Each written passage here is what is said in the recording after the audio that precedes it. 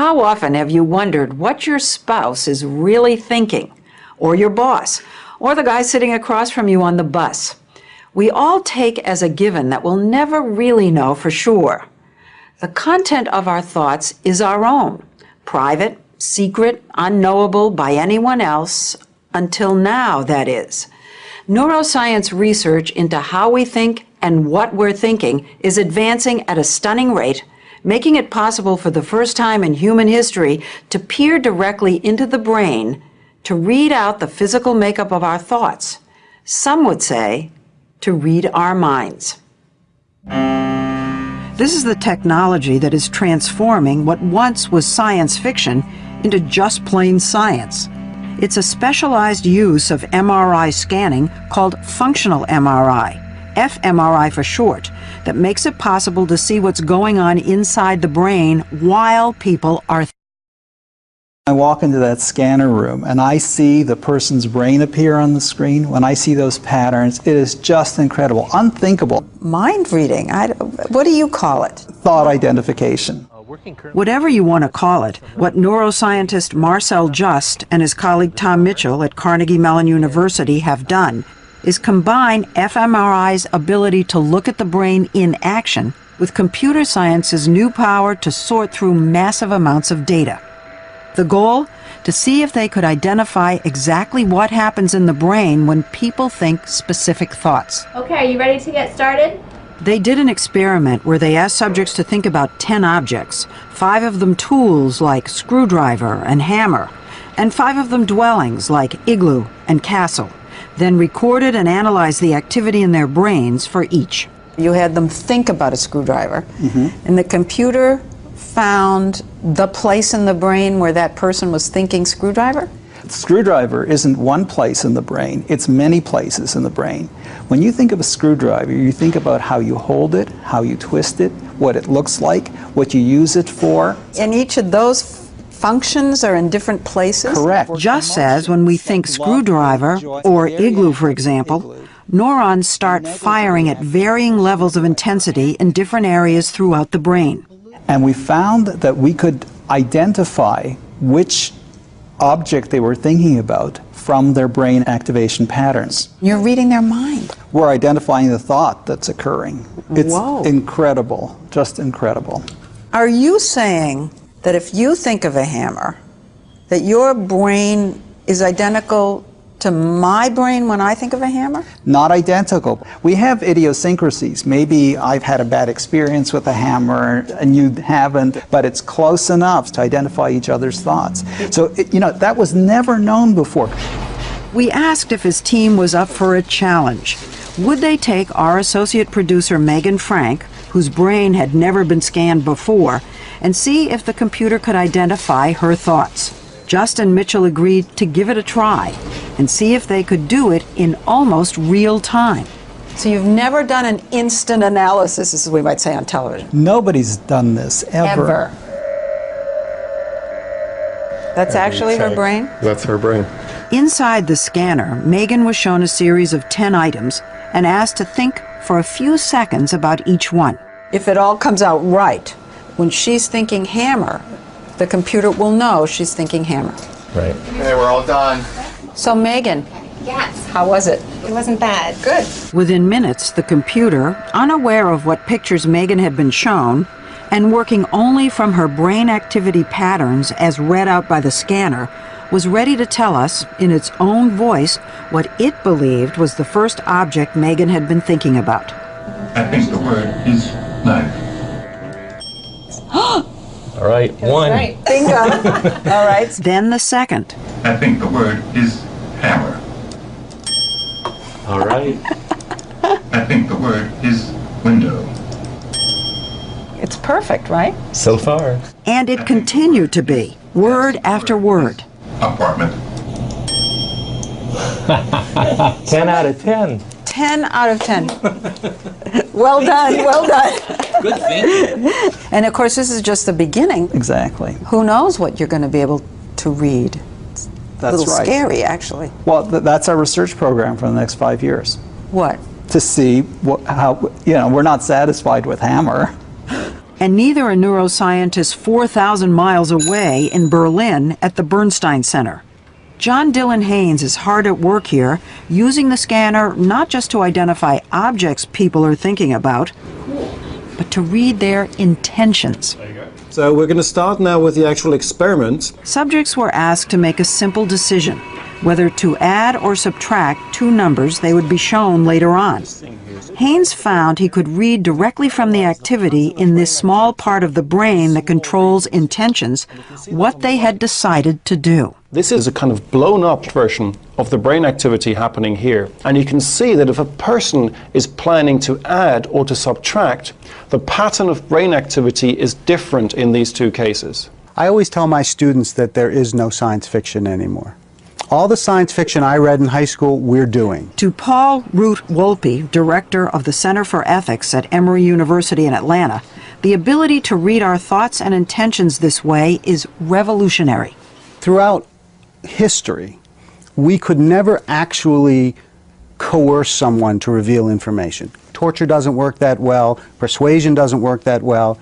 The right to keep one's thoughts locked up in their brain is amongst the most fundamental rights of being human. You're saying that if someone can read my intentions, we have to talk about who might in the future be able to do that. Absolutely.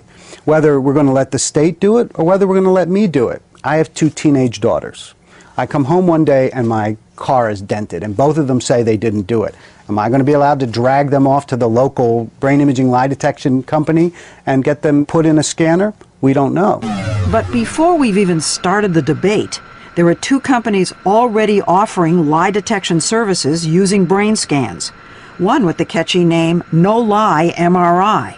But our experts caution that the technique is still unproven. In the meantime, Haynes is working on something he thinks may be even more effective, reading out from your brain exactly where you've been. Haynes showed me an experiment he created out of a video game. And you can actually navigate around if you want. He had me navigate through a series of rooms in different virtual reality houses. Now I would put you in a scanner and I would show you some of these scenes that you've seen and some scenes that you haven't seen. Well, haven't seen So, anything yet. Oh, okay. And, Okay, now I'm getting into you recognize familiar something? Yeah, I recognize the And bar. right at this moment, we would be able to tell from your brain activity that you've already seen this environment before. And so this is a potential tool for It's a potential police tool, absolutely. in the case of break-ins. You might be able to tell if someone's been in an Al-Qaeda training camp before. Have any national security agencies been in touch with you Not in the US. anywhere in the world? Yes, in Germany, but... So there are people who are considering these kinds of possibilities and using them. In India last summer, a woman was convicted of murder after an EEG of her brain allegedly revealed that she was familiar with the circumstances surrounding the poisoning of her ex-fiancé. Can you, through our legal system, be forced to take one of these tests? It's a great question, and the legal system hasn't decided on this yet.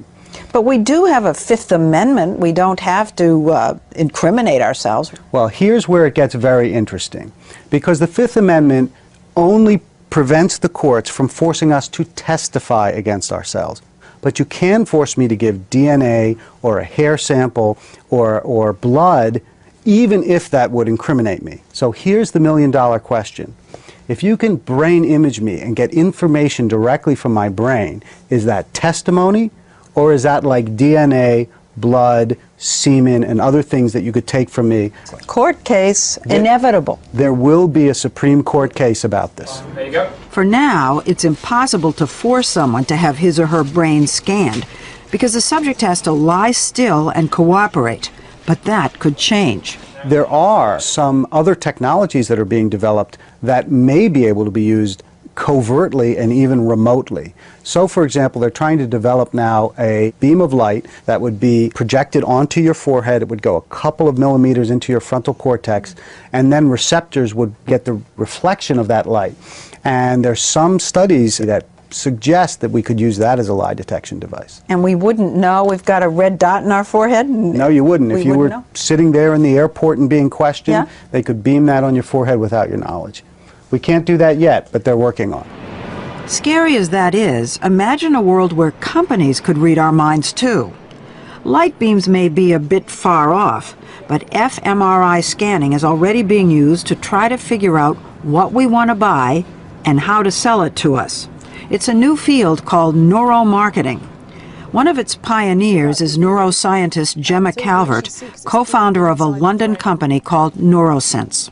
Do you have a lot of clients? Yes, such as Unilever, Intel, McDonald's, Procter & Gamble, MTV or Viacom. And she says it's a growing field. What we've seen is a sort of snowballing effect over the last few years. I think there are about 92 neuromarketing agencies worldwide. But some experts question whether it's ethical to scan the brain for commercial purposes and say neuromarketers may be promising more than they can really deliver. If you image my brain and you say, aha, Paul craves chocolate chip cookies, and I say, no, I don't. Now, are you going to believe the brain over me? You can only do that if you have proven that that part of the brain lighting up means in all cases that that person desires chocolate chip cookies. And what a lot of people are doing is they're just imaging the brain, then they're declaring what that means, and they're never proving that it actually translates into behavior. You know, it's very interesting. When you show someone a brain scan, people just believe it. It just reeks of credibility. Absolutely, And absolutely. And you telling me that's the area where people add and subtract, I thought, well, of course, he knows. But I could have told you anything. I know. So as brain imaging continues to advance and find its way into the courts, the market, and who knows what other aspects of our lives, one message is, be cautious. Another is, get ready. Back at Carnegie Mellon, Just and Mitchell have already uncovered the signatures in our brains for kindness, hypocrisy, and love. It's breathtaking. Yes. And kind of eerie. Well, you know, I think the reason people have that reaction is because it reveals the essence of what it means to be a person. All of those kinds of things that define us as human beings are brain patterns. We don't want to know that. Well, that it all boils down to, I don't know, molecules and things like that. but we are, we are biological creatures. Our limbs we accept are, muscles and bone. And our brain is a biological thinking machine. Do you think one day, who knows how far into the future, there'll be a machine that'll be able to read very complex thought, like, I hate so-and-so, or, I love the ballet because. Definitely. And not in 20 years, I think in 3-5 years. Ample In does. 3 years. Well, 5.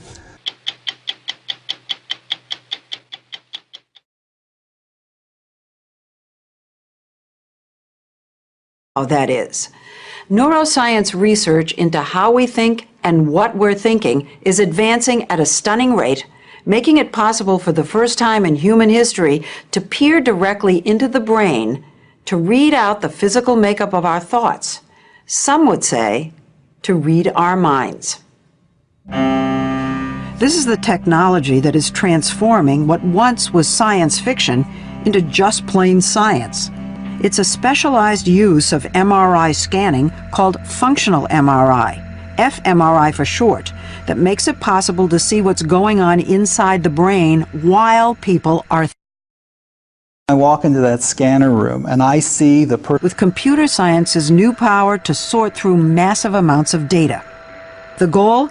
To see if they could identify exactly what happens in the brain when people think specific thoughts. Okay, are you ready to get started? They did an experiment where they asked subjects to think about 10 objects, 5 of them tools like screwdriver and hammer, and 5 of them person's brain appear on the screen. When I see those patterns, it is just incredible, unthinkable. mind reading. What do you call it? Thought identification. Whatever you want to call it, what neuroscientist Marcel Just and his colleague Tom Mitchell at Carnegie Mellon University have done is combine fMRI's ability to look at the brain in action How often have you wondered what your spouse is really thinking, or your boss, or the guy sitting across from you on the bus? We all take as a given that we'll never really know for sure.